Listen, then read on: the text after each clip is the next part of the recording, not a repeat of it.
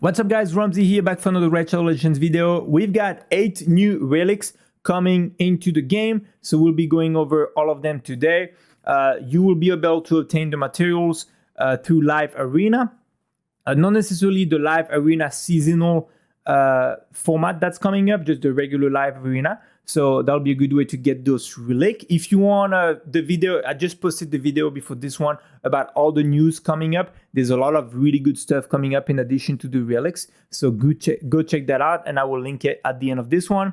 But for now, let's go over all of the relics. So, I mean, it's great that they're coming up with new relics, but also this is still not obtainable in the game because of the clan shop and clan level requirements. So they do need to fix that ASAP if it's not already done by the time this video come out. I do make this video a couple of days before it comes live, just because we have to wait a few days, but I do hope they fix this pretty quickly. All right, the first one, Drought of Ire, yeah, and I'm not sure how you read this. Where it deals 5%, maybe I should move myself, right? Maybe I should move myself right here. Where it deals 5% more damage using the default skills when all other skills are on cooldown. Nothing crazy, especially that you don't get any, I mean, you do get some attack, but you don't get any speed or crit damage or anything. So I don't really like the stats personally. And, you know, you do have the condition of you need your other skills on cooldown. So, you know, let's say you're in Hydra, there's one skill you don't want to use, so you block it. It never goes on cooldown, so you can never take advantage of that 5% extra damage. If you have any ways of getting extra turn, it's going to be hard to have your other abilities on cooldown. So that one on paper isn't great, to be honest. Then we have this one, Royal Digit. I really like this one. Looks cool. Wearer has 20% chance to decrease incoming damage by 10%. That's pretty good. Now we do get attack, HP, and crit damage, so the stats are also kind of random and all over the place. I would like that on support champion. You know, I would not put that on a damage dealer, but then you do have attack and crit damage for damage dealer, which is kind of weird. But you know, for support champion, why not? Nothing crazy. On this one, Moon Death Orchid. Wearer deals pure damage equal to 20% of their attack to enemies that resist debuff from the wearer. This damage cannot be critical. Okay. No crit damage here, but that's okay as the stat. We do have attack and then speed at the end. That one I'm not sure on paper. I mean, it looks interesting, but you do have to try to place a debuff first. Wearer deals pure damage equal to 20% of their attack to enemies that resist debuff from there. So you do need to try to place a debuff first. You get resist, so you either don't have enough accuracy or you get that 3%. And once you get resist, then you do that damage, which is pure damage, which is great, but also it's 20% of your attack, which I don't know how big that is. Now you can increase that, of course, to probably 100%. Of your attack, which then becomes really interesting. But also the damage cannot be critical. So I'm not sure. We would have to test it out to see how good it is being a pure damage of 100% of your attack, knowing that it won't be a critical hit. So that's something we need to test out.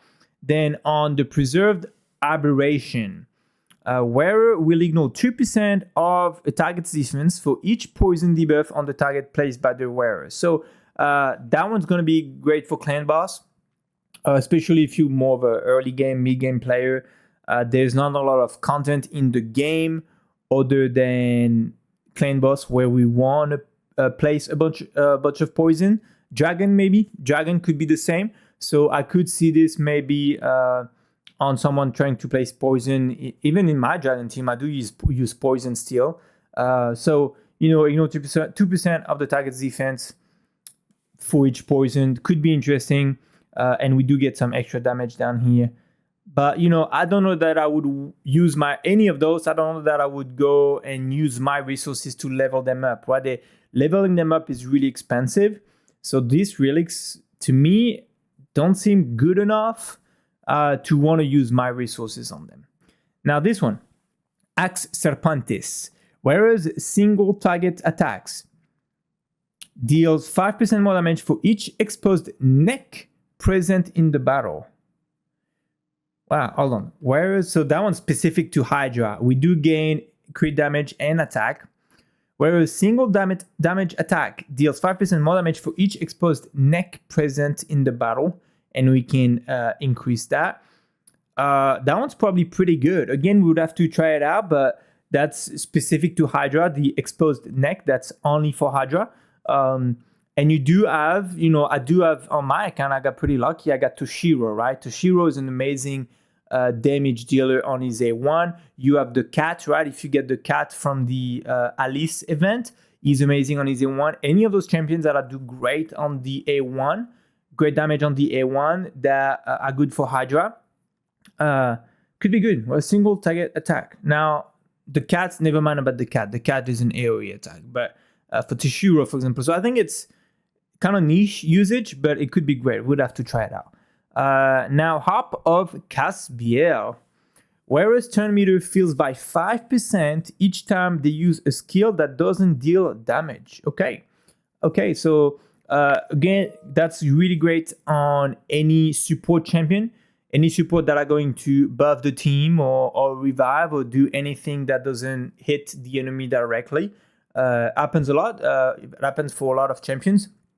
For example, I use Pythian in Chimera, and Pythian can only hit on his A1 and his A2 and A3. On one of them is going to revive, on the other one is going to cleanse and place a bunch of buffs. So he only hits the enemy on his A1. So the other two abilities, when he do them, I can fill his turn meter by 5% each time he uses one of the skills, and we can increase that as well. So definitely pretty interesting for any type of support champion mostly. Then the Death Dealer. Wearer's attack will always be critical hits, but the wearer receives 200% more damage. Okay. That could be extremely good in Arena.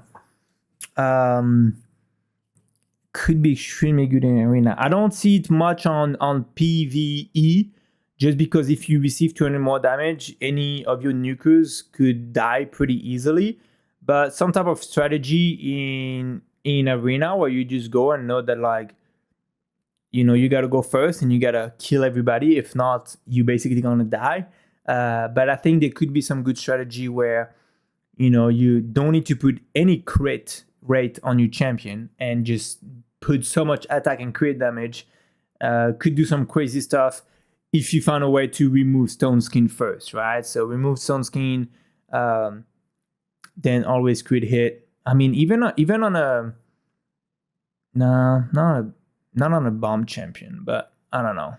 Whereas attack will always be critical hit. Even on a bomb champion, just to avoid any weak hit, could be good too, and go through the Stone Skin. I don't know. Very interesting though. And then this one, Infernal Polytope, fully resets the cooldowns of the wearer's skill whenever their HP drops below 15%. Okay, that's pretty good. We gain 12 speed, which is great. That one did give us speed, but it was all the way at the end. It was only +6. That one gives us 12, and it's the second upgrade. So you get that speed quicker. You don't have to upgrade it as much. Fully resets the cooldown of the wearer's skills. So all of them, whenever the HP drop below 15%. So that could be, off the top of my head, I can't think of anyone right now, but could be very interesting in some champion also that can, kind of like need multiple hits to be killed, like Rhodos, for example. Like he needs multiple hits to be killed.